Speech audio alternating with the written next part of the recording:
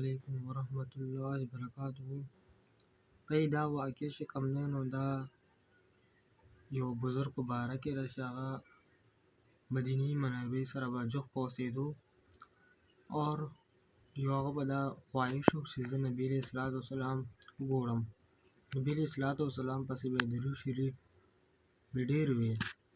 یو ځل یو تاجر هغه په کلي باندې تېرېدو او هغه ورپورې خندا وکړه، ورته یې مشره ته کوم عمل کې دا حضور پاک علیه الصلاة والسلام کتلی هم دی او که نه؟